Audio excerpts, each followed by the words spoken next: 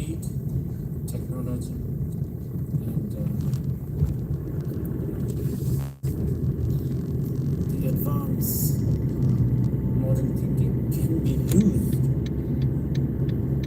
for a better purpose. I really believe that. I really believe that we can create a better society, especially on an individual level. Yes, democracy is such a valuable concept. Individual right is important. Freedom of thinking is important. Freedom of speech is important. Freedom to express is important. That's so important. But democracy is just a concept. It's like Buddhism. There's a difference between Buddhism and Buddhist. Buddhism, as we talked, especially what is taught by Buddha, even we analyze for years, I don't think we will find any fault. But Buddhist, yes, I myself am the best example. Buddhist can go wrong. Likewise, the practitioner of democracy, we human beings. And when we talk about democracy, I think we talk about rights. But we also have to talk about responsibility. This is where I think Shanti Deva comes in. So yesterday we talked about wisdom and method. I think you're right. When we talk about democracy, when we talk about rights, we have wisdom. To express, freedom to express thoughts, freedom to exercise whatever you want to express. Yes, you can say that's never wisdom. But the responsibility is the skillfulness.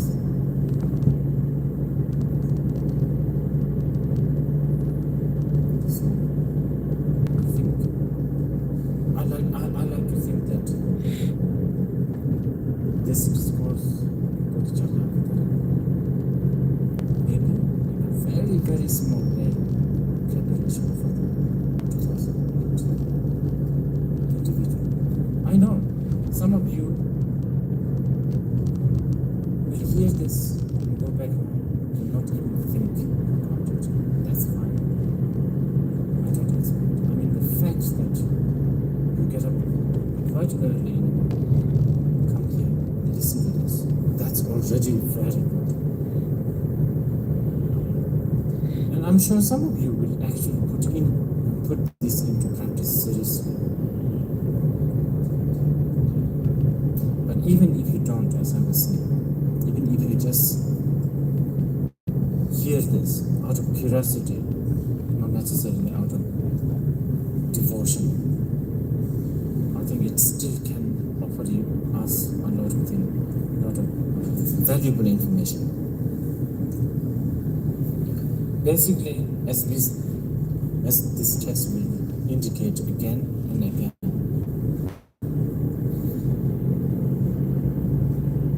clinging to the selfishness is the root of the problem.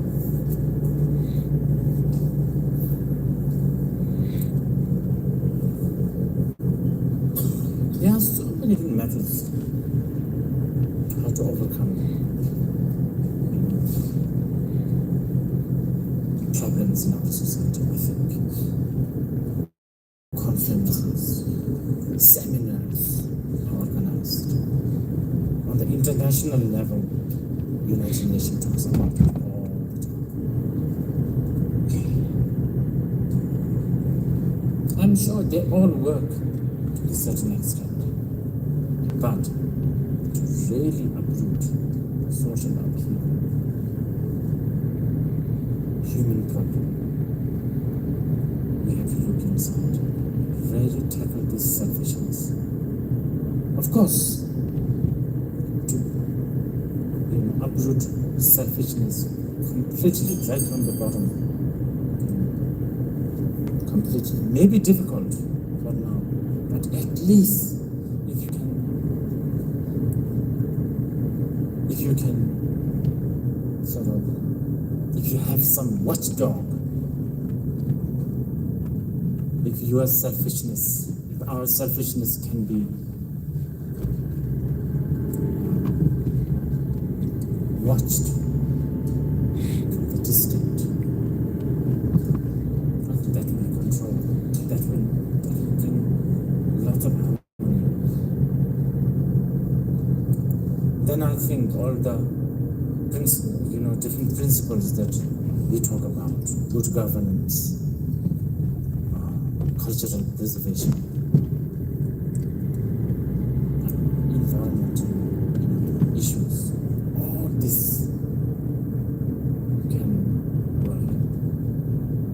Otherwise, really difficult. Yes, it's so touching to see all those protesters in London, for instance, millions of them protesting George Bush for going to Iraq. They also hold a bit of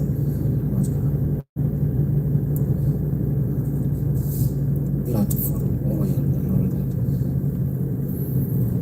But all these protesters, they drive car. When you drive car, you need oil. So what kind of hypocrisy is that? Poor George Bush, he's serving us actually. He's doing the dirty job for us. I think we almost asked for it. Okay. So if you go to like that, everything we do, grinding machines, what do you call it? The machine that makes smoothies. This requires energy.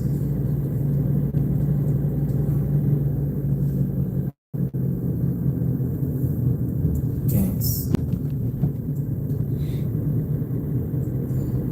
So, one way or another, we are all there, kind of responsible.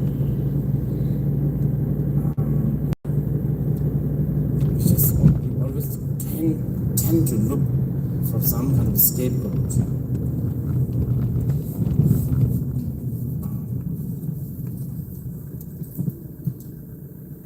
The earth that we live in, I think we seem to be diligently destroying this earth. There are so many things that we don't have to. I have noticed that in the audience, most of you are public servant.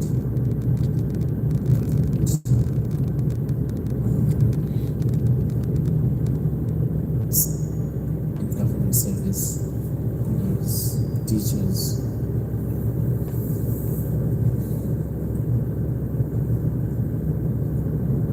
We were talking about the Bodhisattva activity. Now,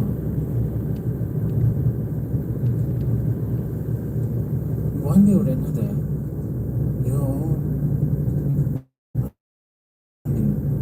without even your job, for instance, in government service, that's the public servant in nursing. That, even though it is not identified as such,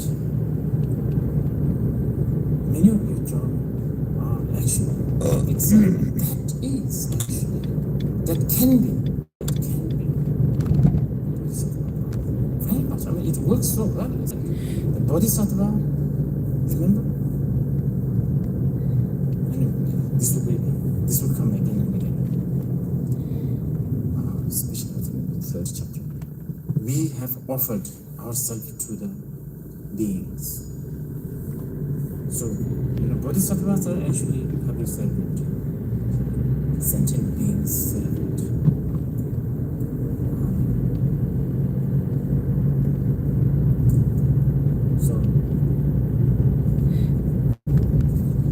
So appropriate to give us verses yes, we talked about how some of these concepts are just too big, and how some of these are abstract. Also, we talked about,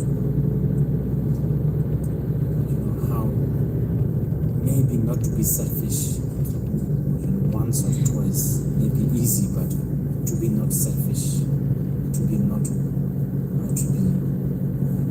benevolent, philanthropic all the time is just almost impossible. But as we discussed yesterday, it's a matter of disciplining oneself. It's a matter of getting accustomed to. And actually, as in the Buddhist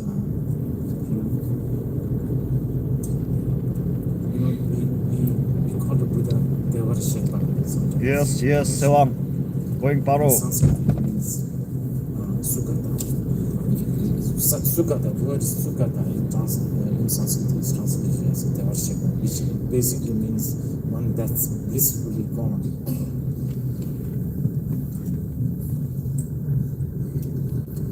If you really carefully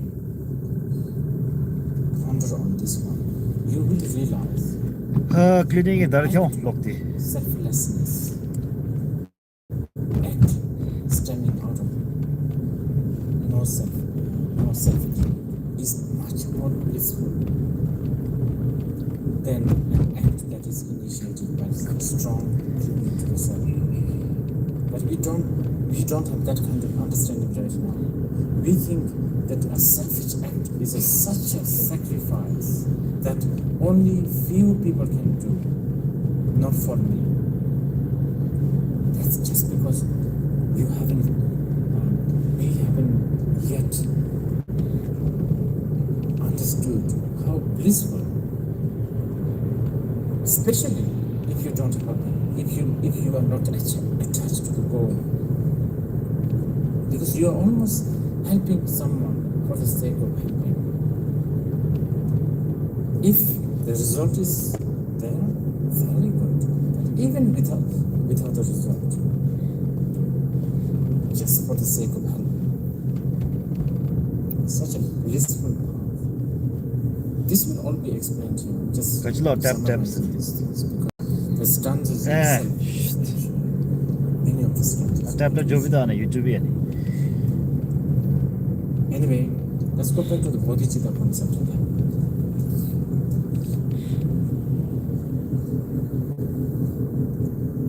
We talked about how in Buddhism, morality, ethic, code and conducts are not the most important. That the truth is the most important. In fact, things like morality, code of conduct, these are skillful means, the ways to achieve the wisdom.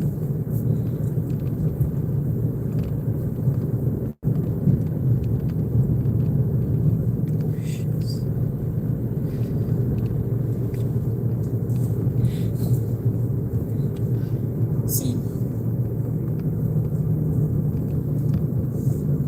okay, so now that you have heard a little bit of bodhicitta and bodhisattva,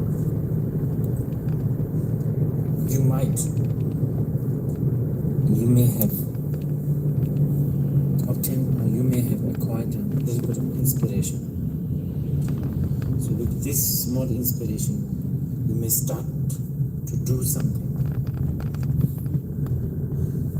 good, something wholesome, something virtuous, like helping someone. And helping others are difficult. Yes, I was saying earlier, it's a very blissful path if you can keep the wisdom bit. If you don't have the wisdom, then it can be quite tough.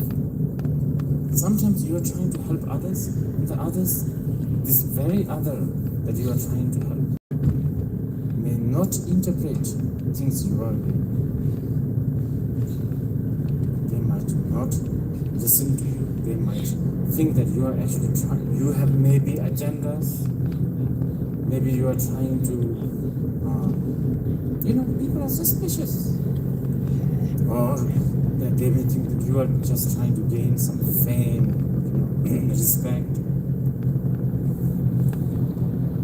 So, bodhisattvas, small-time bodhisattvas, they can immediately lose that can quickly dishearten them. You begin with a good heart. Okay, I want to help. I really want to do something good to this school, or maybe this community, or my family, or maybe even just strangers, and then they are suspicious of you. This can really dishearten you if you don't have the wisdom. If you do have the wisdom, in different level, of course, then because for you, act of helping is the goal. In fact, the path is the goal. That you really don't care whether people think, or how people think about you.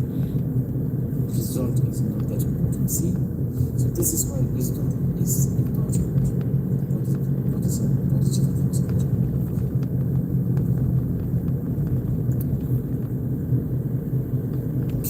So this, I'm trying to stress the wisdom bit, because I know in our country we are quite rich with the methods. In fact, we are so rich, and we have been overtaken by the methods. That's why there were questions like, how about the butter lamp? What does that do? I don't see any sort of benefit in this. Don't you think I should give this to a beggar? It's a good question, good thinking.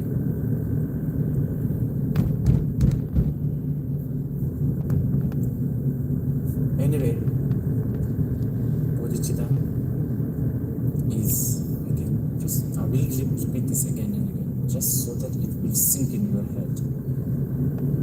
That's what we are supposed to do. It really doesn't matter that after you leave this room, that you don't know that at all. While you are here, my job is to repeat these things again. And hopefully one day, like all these Bollywood songs, it will just sort of come in your head, even on an intellectual level. And that's good enough. You know what we were trying to do? Remember that flash of lightning? That short-lived, very, very, very short-lived, that spark-like kindness. That's what we are trying to grab hold of and then cultivate it, prolong it, strengthen it. Let it become strong. That's our job. And to do that, Shantideva has tried so many ways. And today, 39, yes. Yes, 39. Never halting, night or day, my life is slipping by. Nothing that has passed can be regained. What? But death could be my destiny. Okay. Yesterday, someone asked a question about how some of these are a bit of a sort of pessimistic thing. Anyway, that's good. So here, we're beginning to talk about death and how our life is just a,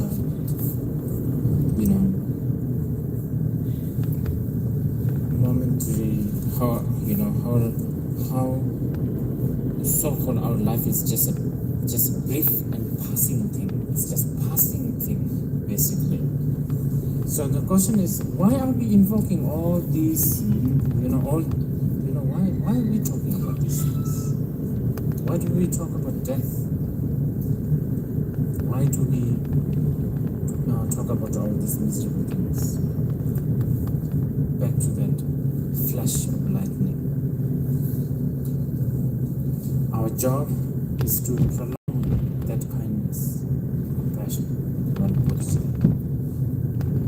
If you want, and we have talked all day yesterday about how precious Bodhicitta is. If you realize that how precious Bodhicitta is for your own good, actually, if not others, that is the source of the happiness, that source of happiness for oneself and for all the others. So, now if you want to really cultivate it, there are several things that you have to remember. And one is that you do have an opportunity. Remember, right at the beginning, the precious human body. You do have the opportunity. That's one thing to remember. Second, but this opportunity is a passing thing. This opportunity is not a permanent, solid opportunity that will last forever. No, not at all. This opportunity is a brief and passing thing. That is something to remember, because it will then make you create some kind of urgency if you do value bodhicitta, by the way. And we are saying that you do actually. You do value bodhicitta. If you do that, then there's not so much time to waste. Because life is sleeping. Whatever you have lost, you will never gain it again. Stanza 30, stanza 40.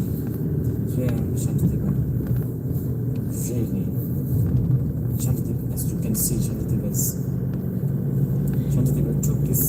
took the trouble of actually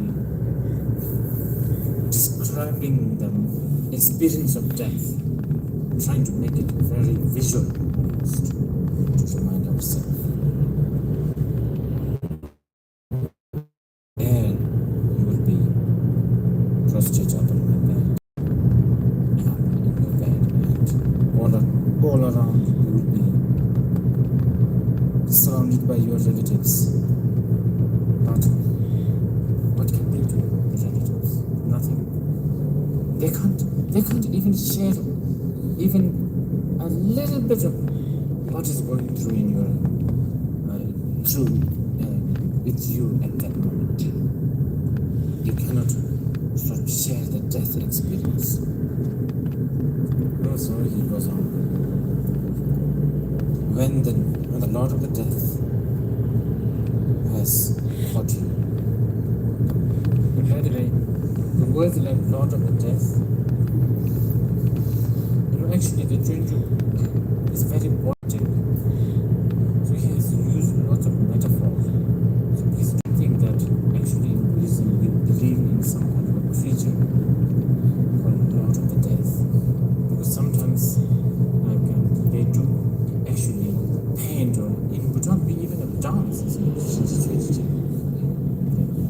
But those are all symbolic. Anyway, when the death comes, basically, the death has a strong clutch on you, what can your friends and relatives do? Only the merit, only goodness gained in our life can help us. That, alas, I have shut away. And then stanza 42 and more protectors. The verses, Shantideva's verses, as I was saying, is very poetic, and not only the way he taught was like as if he was talking to himself, but also, of course, simultaneously teaching the audience. So he was okay, maybe he's talking to himself. Oh protectors, I, Shanti, was so little hidden that I hardly guessed that horror such as this. I never realized that such thing can come to me. But see, this stands for to do can apply to us very much. It's difficult, actually. We human beings are really every day. People are dying every day. And with the television and all that, we know we are almost like jaded with the death. But thinking that such death will come to me, come to us, that realization just doesn't come to our being. That's an amazing thing. Have you noticed that? It's just so amazing.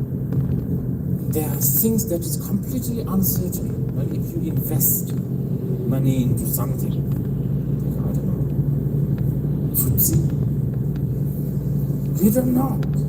Maybe we will get, maybe we won't. But that we believe, more positively, this will work. There's one thing for sure, that's death. That we just completely do not, completely. It just doesn't in our head. I'm not talking about you, me too. I'm included. It's amazing. Even someone is dying there, right in front. I've been to, dying persons, and I saw them dying there. The thought that, I'll be like him one of these days. And then what will I do? Just doesn't seem to occur. Or one day I'll be a history. One day there will be a day that my car will not be driven by me. Understand? One day there will be a time that my bed will not be occupied by me. Forever, actually. Maybe you become a fly next year. You might hover around your bed. But by then, the fly is busy thinking about food. What is this big white, stuff? I don't think they try to give a big bed to a fly. What is it? It's useless. It just doesn't occur in our head. So Shanti was doing this position. He really tries hard to explain. It's difficult. I've read, not so many, but the literatures, the European, so vivid they can describe love, romance. It's so touching, you really get into it. And when things doesn't work, the tears come. But not many writers, actually, there's one writer, what's his name? Who wrote Dostoevsky? Was it? Tolstoy. You should read that. It's really good. That actually made me lose my appetite for like few days. Really good. It's called Death of I'm so difficult to pronounce. Ivan Ilyich.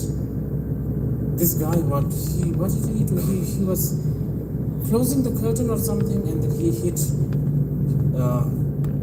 the side of the corner of the bed or something, and that he thought was just nothing. It's like an everyday thing, but that caused him to death slowly. It's quite good. Very few Buddhist masters of the past, saints, they always try to explain this. So this is what will happen in stanza 43, 45, all of that. Shanti was saying that some of these criminals punished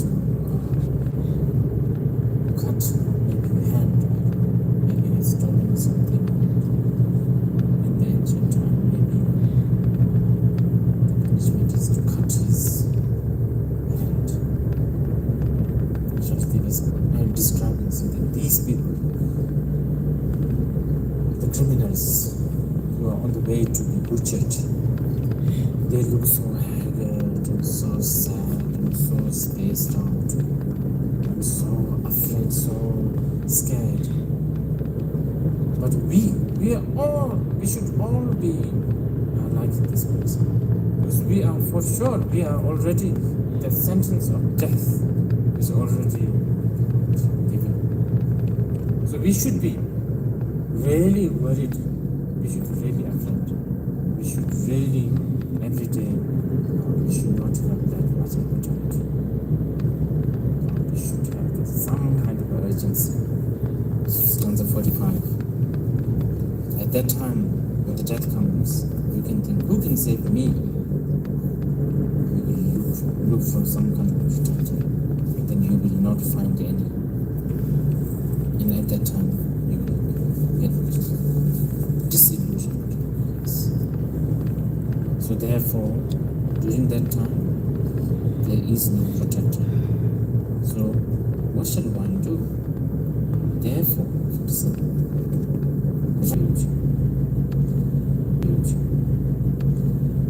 these are all mind training. 49. I am now sort of tormented by this terror of death. Therefore, I shall offer myself to the Samadhi. And Avalokiteshvara, Ishtika, and to these bodhisattvas, I beseech from protection. Give me.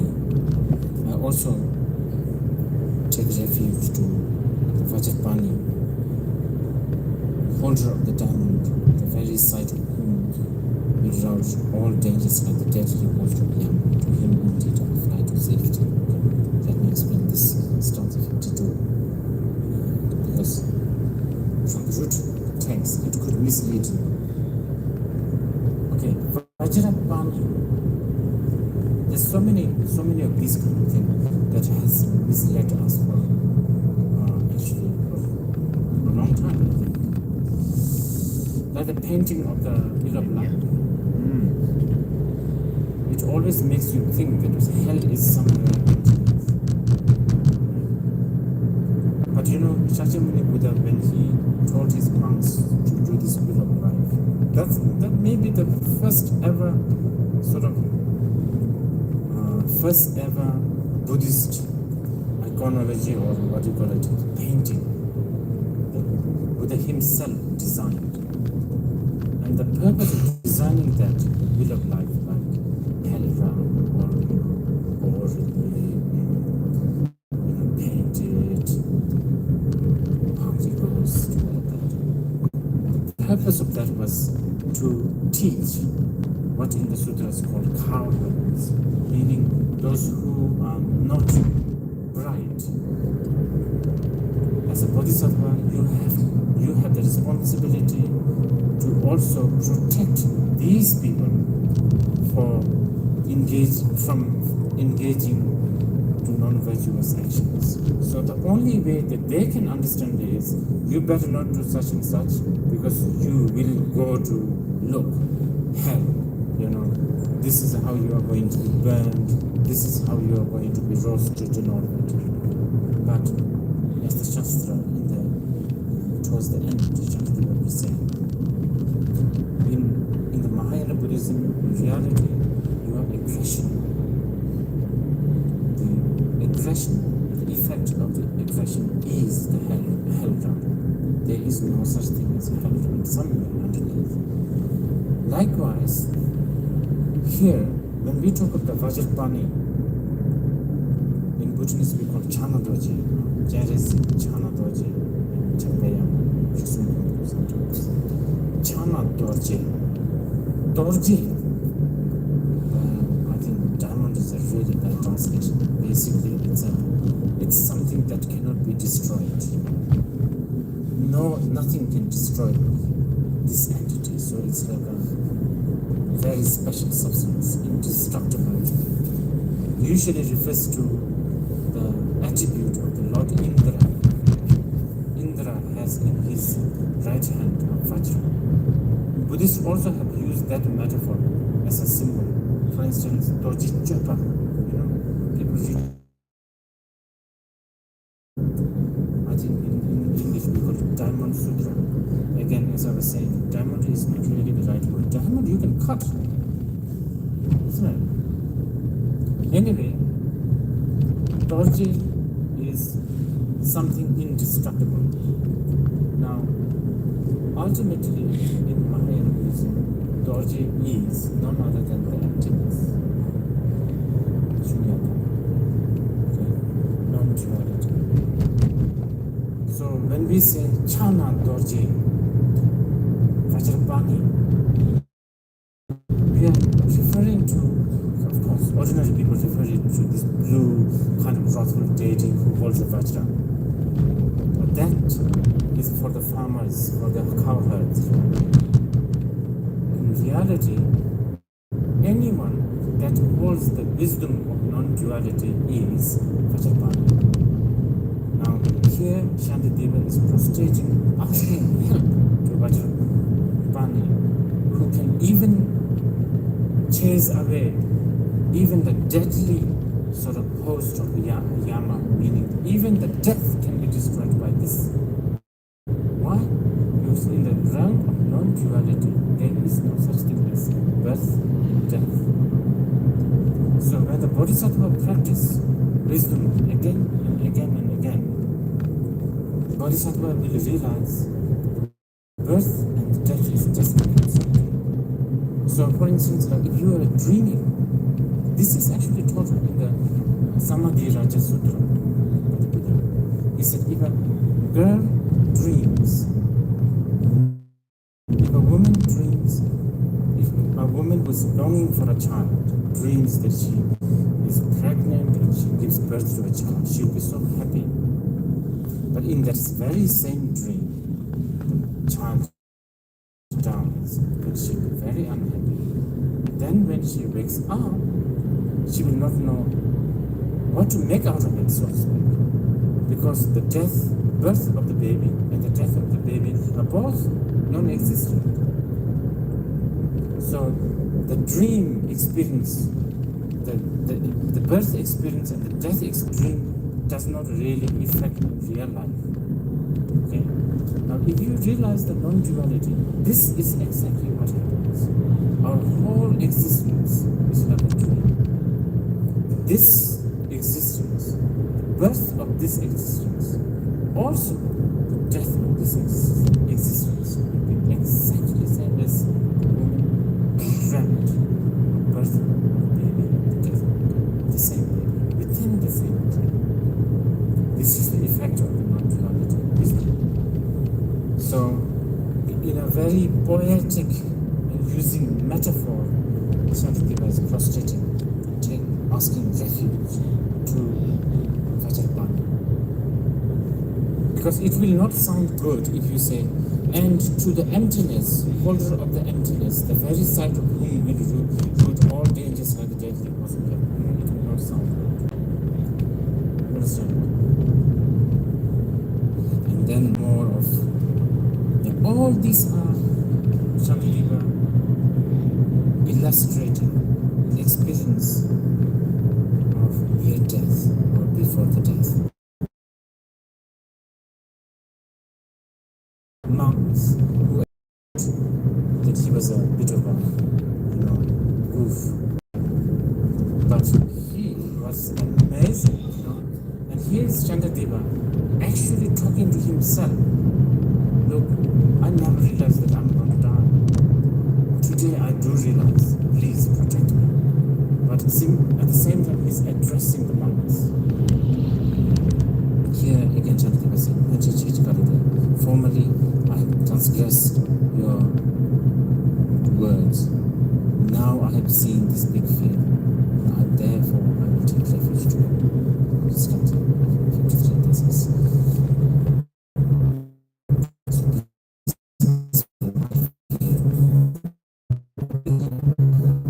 When we blood pressure, if you have a high blood pressure, then you really have to what doctors say. If you know that your life is at stake, you do that. If we have to be so careful with the ordinary illness, what need to speak when I'm constantly brought low by special, extraordinary illness such as lust, anger, jealousy, pride, and all that. See, blood pressure, if you have a blood pressure, you will die. And if that goes wrong, you will die. And that's about it. Only one person dies. But, so this illness is very ordinary. But the special illness like desire and jealousy and anger, those not only you are sick, you get sick, but it destroys the whole world. It's a very dangerous illness, if you define it. And if by one of these alone, that's what he said, if one of these alone, such desire, the dwellers in the world are all thrown down. If no other remedy is, no other healing elsewhere to be found except the words of the omniscient physician, the Buddha. Only the words of the Buddha can uproot every ill and suffering. Yet we turn on him deaf ears and not do according to his instructions, and that is wretched and contemptible. Yes, something very regrettable. Okay, maybe some questions. Yeah. I think Rich has actually answered, touched on it already. The issue of refuge. The initially The issue of refuge. refuge, protection, all the terminology, like seeking help. When we started, I understood that we take a more warrior-like path. And seeking this path is almost it is a sense of responsibility. Suddenly, at this stage, it came. Although which is explained refugee as mind training, still the sense of helplessness and the need to keep seeking this protection. I thought on this concept, if you could explain it. I think Shamsdeva is trying to make you feel desperate. Yeah, this is good. Shamsdeva is trying to make you, desperate people really makes a good warrior, so to speak. When you lost every means of, sort of reference, then you become a real good soldier. So that's what Shamsdeva is trying to do. Okay? If you are doing what you have been doing, you are doomed forever. So this is what you should do. So you have come. I think that's what Shamsdeva is doing. Yes. This is a question for a very application question on bodhicitta for us not very accomplished bodhisattvas. We're trying to be kind to everyone, so everyone, of course, wouldn't be upset with us. But the reality is there are people who resent us for various reasons, which have very little to do with us. We got a job that they wanted, or we have more money than them, or we remind them of someone that they've hated all their life.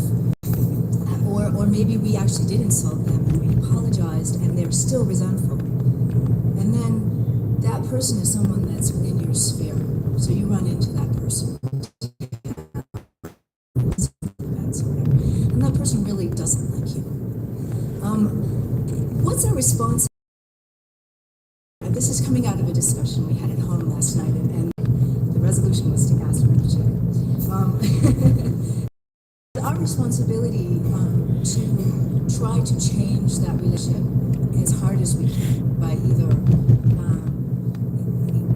being extra kind to that person, taking extra time to change their mind about us, or is it enough to say we have patience and goodwill and good intent toward and compassion for that person because it's their emotional baggage, and then just sort of give them as much wide berth as you can. See, all of this are good, but this is the thing. This is why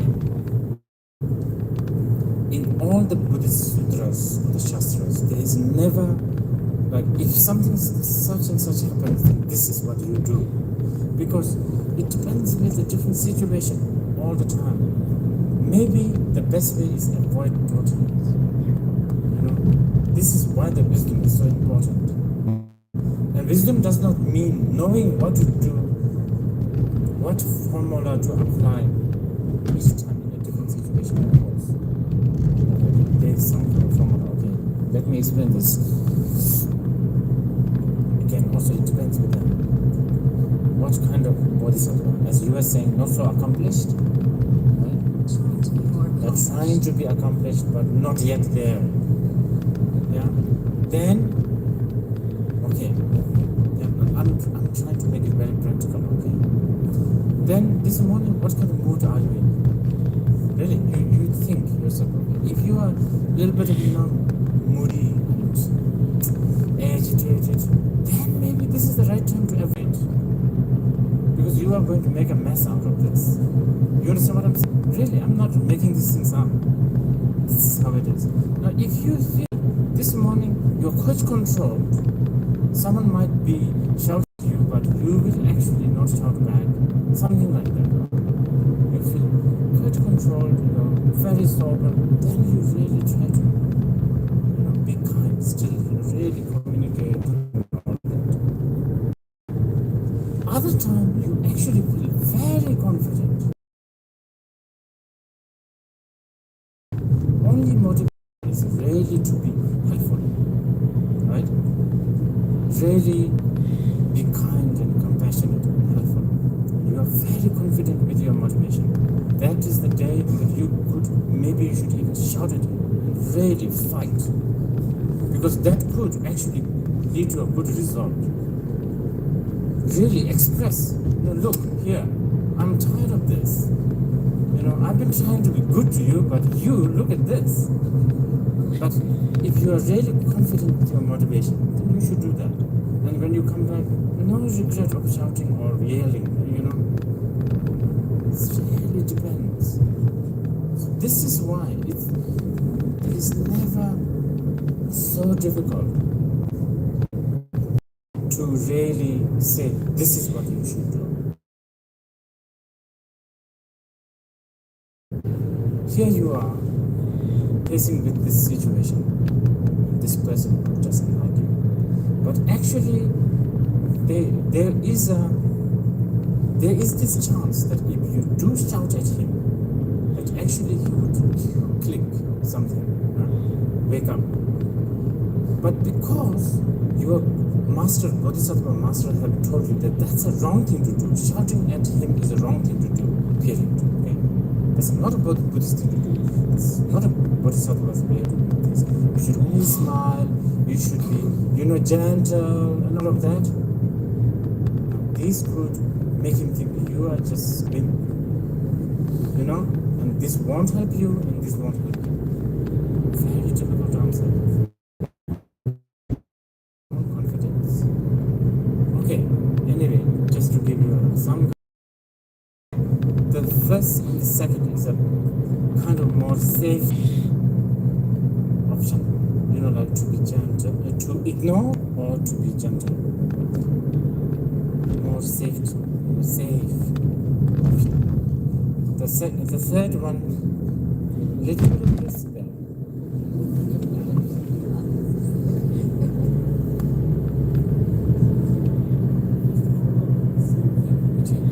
Which he just said that hello right here could be the effect of our aggressions. Yes. And this could be one of them. Yes. And so we just bear it. Well, you see, the thing is this. This is what I was talking about. If you're confident with your motivation, that your motivation is just to help, then the appearance of aggression, it's only an appearance. We know because of that confidence, you are not really angry inside. It's going to be more like a mother being strict with the child. So that's why I was saying, you have to be really confident with your motivation. Very tough. Very tough. Because,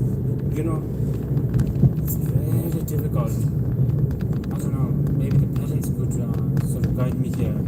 Many times we think that this is best for the children, and we can only use our own reference, our own limited reference. We never really know whether this is the best for the children, but we can only do our best. We can only have our good motivation, and I'm sure these parents would confirm this, especially with the children nowadays. Children, because of that TV and how many channels, 50 channels, they have suddenly learned this all, rights, this is right and that is right. Yet they don't really, they are not mature to think about responsibility. So you have to really impose on them what is the responsibility. It's difficult. But according to Bodhisattvas, as long as your motivation is really true, then content with your motivation. But usually mothers are, parents are, there's no way that they could be thinking about something harmful to their own children, although there are cases now in the modern world, especially Buddhist parents, they're very good with kids, at least the motivation. And that's why Bodhisattva and Vyaka, we really cherish motivation much more than direction. Okay. There's lots of questions. Rinpoche's statement on civil servants, public servants being bodhisattvas, very profound. For me, very profound. Until this morning, practice for me was spending 2 hours in the morning and 2 hours in the evening in my bedroom with my eyes pricked very high until I get a headache. And when I come to the office at 9 o'clock, my office time from 9 till 5, I throw my tantrums around. I'm very partial to my staff, very partial to the visitors. Visitors who are rugged and dirty looking, I don't pay any heed at all, but a senior person coming, here they are also largely civil servants. I think we should reflect on this a lot. Very Yes, definitely. Then the other question is on the offerings now. Yesterday there was an exhaustive list of offerings now, and I could sense that this was mental offering. Yes. And the question that I have is mental offering and physical offering with the same degree with the same intensity of bodhicitta motive. Yes. Do I accumulate, or anybody accumulate the same merit? Yes, of course. Mental and physical offering. Yes, actually, yes, that's a big question. Accumulation of merit is so easy, actually. So again, back to motivation. You're walking by, you saw a beggar. Just because he's a pest, you don't want him on the way, so you throw him a coin. You have a little bit of merit because there's a bit of a sacrifice there. Then you think, poor man, you give much more merit. And then you think, he's a fellow human being. That's much more merit because you are not looking down at him as a beggar. You're thinking he's a fellow human being, so you have lifted him up to your level.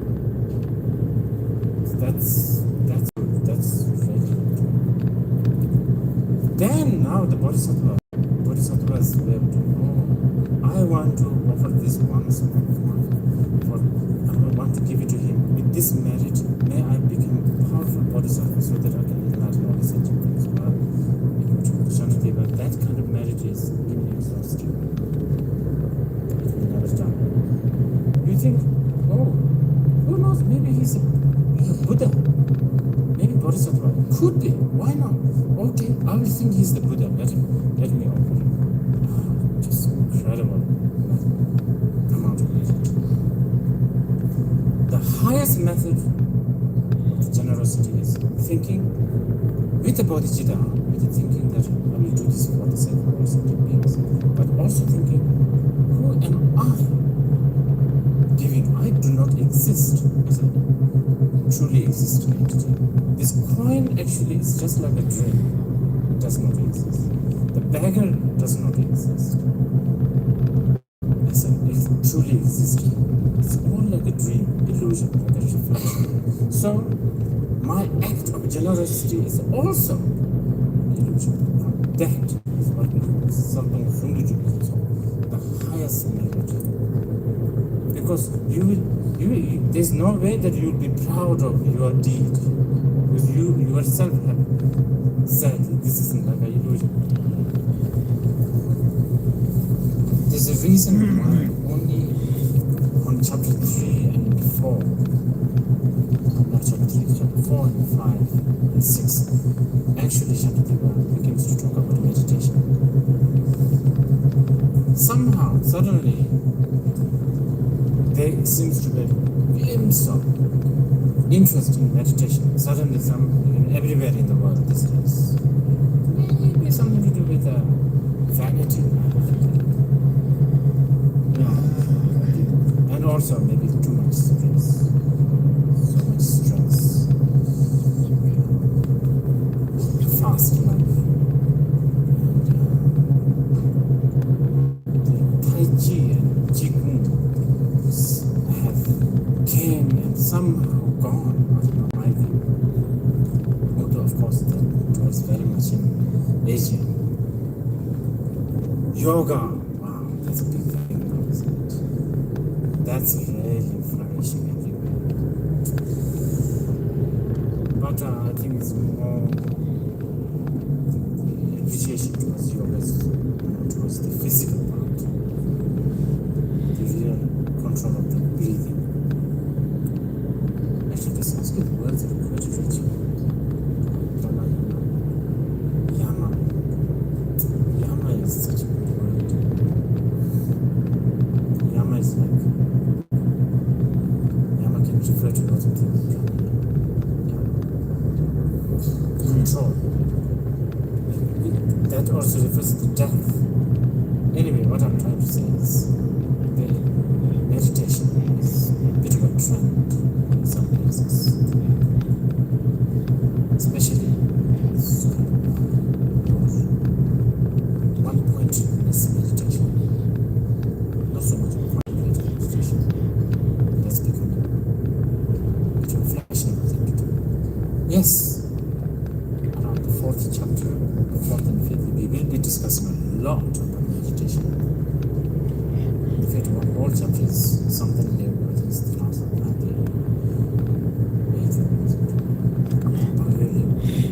Basically, a lot of meditation. But according to the Mahayana Buddhist, meditation alone is not the answer. They say that meditation will make your mind calm and you will gain control over your mind. But you need bodhicitta. You could still have calm mind, controlled mind, but selfish. Or if not selfish, at least you could still, well, actually it's selfish, yeah? It's towards the middle of the text. It says, Shine Ramki the middle, Yamon number to the shade, Thomas Chineta, Jitin Chapan. So, purpose of doing meditation is basically to cultivate kindness, compassion, and bodhicitta. So this is why the kindness, compassion, and bodhicitta is taught first, because that's the most valuable. It's not for the Shantideva, someone who is calm and controlled does not impress. Someone who is kind, maybe agitated, very speedy, very not controlled, but kind, Mahayana Bodhisattvas such as Shantideva, that's more like Bodhisattva. That fits with Bodhisattva. But of course, it works, it helps each other. So this is why meditation is taught extensively, especially meditation. Because with the calm mind, you have better opportunity to cultivate. But as I was saying, the first thing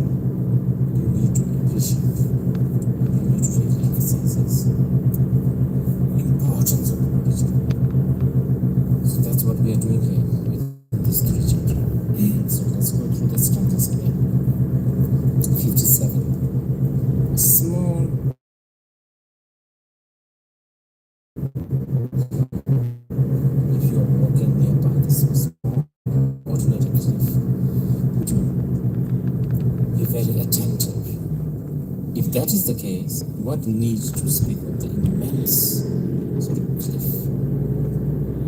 If you fall down to within this cliff, then you will fall for a long time until it is not right to think that today, at least today, I will not die. Because a time, the non-existence of me, the time of non-existence of me, the time that there is no more of me will come definitely without any warning, you deny. So why? We were talking earlier that how everywhere, even though everywhere there's death and impermanence, we still don't seem to have any fear or any kind of concern. So Chandradev is sort of making mockery of himself, and through that he is of course teaching us. He said, why am I so unafraid? Who is giving me this kind of fearlessness? I have all the reasons why I should be afraid, but yet I'm not afraid. Who is going to be being sarcastic towards himself? Because how can I escape from this fate, the fate that I have to die for sure, for certain? Because death will certainly come without any doubt. So how can I relax in this careless? Stanza 16 and stanza 16 and 61 sort of together. 인체 명대시 반 다음에 잡지 지 다음에 대리묘지 하니까 손sen 디단 디신 년다 전에 시간 남고 집을 가신 거 자담 얘기와 이동이죠. 대리 지들은 인생 바닥에 니니 바시스는 also stanza 61. Everything that we have experienced in the past are gone. There's nothing that is remaining.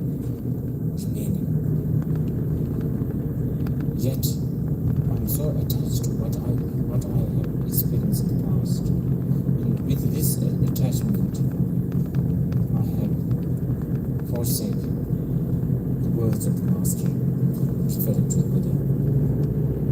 What I'm experiencing now, such as life with our relatives and friends, has to be abandoned for certain one day. Therefore,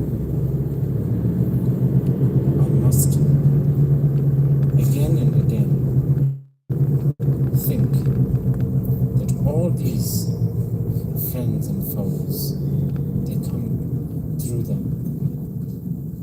power of non-virtuous and virtuous actions of the past. So when shall I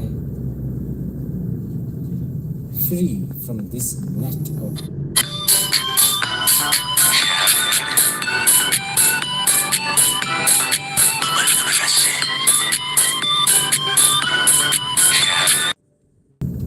engage into all these non-virtuous actions with my universe. So now he's beginning to the confession again. 62 and 63. Actually all the way 63. With this ignorance, I have engaged into all kinds of non-virtuous actions. And these actions and thoughts in the presence of the Lord, omniscient Lord, with palms placed together, and the fear of death and the fear to the samsara. Again and again I prostrate and confess all my misdeeds. And then 64 and 65. Therefore, the omniscient take heed to my confession. I shall now accept that these non-virtuous actions are the cause of the suffering. Therefore, I will not engage into. I will try not to engage into these actions again. The end of the second chapter. Questions? We go to the third one. Rinpoche, I was just thinking about what you said this morning about Bhutan being a very lucky country. And I thought how true that is. Because when it comes to the bodhicitta spirit, I think it's so evident in the way people almost instinctively come to help one another, especially in times of death, in times of need. And even the government, I think, displays strong signs of the bodhicitta spirit in the sense that we have free education. When we fall sick, we can go get free health care. But on the other end of the scale, we've also seen that many of us are now growing up thinking that being so reliant on somebody else providing us with things, helping us, and the more we develop, Jay mentioned the speed of modernization. I think the more we develop, the more helpless we are in making a change in our own lives. I was just wondering about your views on this. And then the other point is, Rinpoche emphasized the need for wisdom, how important it is for wisdom, especially keeping in mind the changes that are coming up in 2008. How do we plant these seeds of wisdom in our younger generation? If we ourselves as adults are still grappling with this need to develop compassion, with this need to develop a thinking mind. Such a big question. Well, as we spoke yesterday, I think initially this sort of very philanthropic, kindness, compassionate habit, let's say, that we have in Bhutan must have started from the appreciation towards the wisdom. Okay. But as the time goes by, because you see, the wisdom is very dry. It's nothing exciting. It's not colorful. It's kind of abstract. It's speaking yesterday. But the methods are still there. And I think we get, which is good. Which is still good. I can still see the shadow of the wisdom. I mean, the fact that we like, yesterday we were talking, the fact that we like tuberculosis, the fact that we don't talk about tuberculosis quietly, as if it is some kind of scandalous. The fact that we Buddhists talk about tuberculosis proudly, there was this man, that is a bit of an appreciation towards wisdom. I mean, they're still there. I think, what was the second question? But, yes. Well, as I've been speaking, I go back and forth. Okay. Sometimes I feel this is it. It's not going to work. Doomed forever. Who has time for wisdom? Who has time for words of the Shantideva? You have to be always one step ahead of others. Economically, 1 inch behind other means you're really behind. So at times I feel the best thing to do is for those who appreciate the wisdom, they just go to the mountain, keep quiet, and have aspiration that one day may the world be peaceful. Because the force of materialism is strong, really strong. But on the other hand, sometimes I go, I'm very optimistic. Very optimistic. Actually, I can tell you a story. I took a bus from Himachal to Devon. The bus, as usual, broke down. hours we wait to change something. Inside the bus, there's two sadhu Indians. I'm always so curious, and I actually respect Hinduism a lot. Because Hinduism has a lot of wisdom. Again, Jainism and Buddhism. And I talked to them with my Hindi, very bad Hindi. So then one of them, with his perfect English, he said, I think your Hindi is not working anymore. Do you speak English? He said, okay, yeah. So we spoke hours about Hinduism, the concept of Atman, Brahman, the Buddhist Buddha nature. Anyway, later I realized, finished his law degree in Harvard. He was practicing, successful lawyer in Seattle. After 6 years of practicing law, he thought, he's not going anywhere. Everybody is doing the same thing. Nothing is special. He quit his job, and now he's he actually said this is the last bus journey, because he's going to walk from Haridwar to Kailash.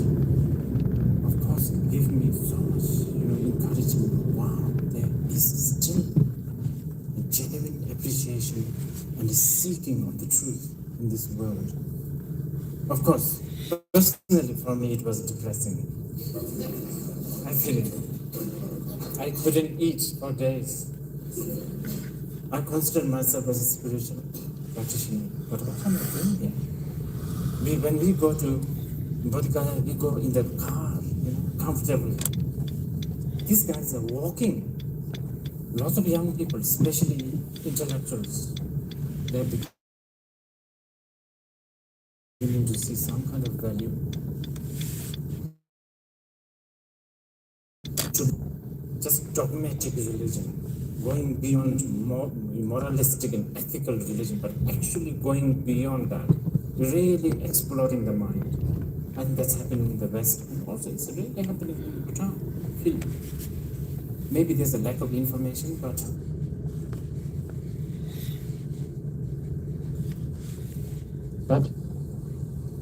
it is the first compassion that Chandrakirti praised. So how would you say it, like a Christian compassion? Does it use the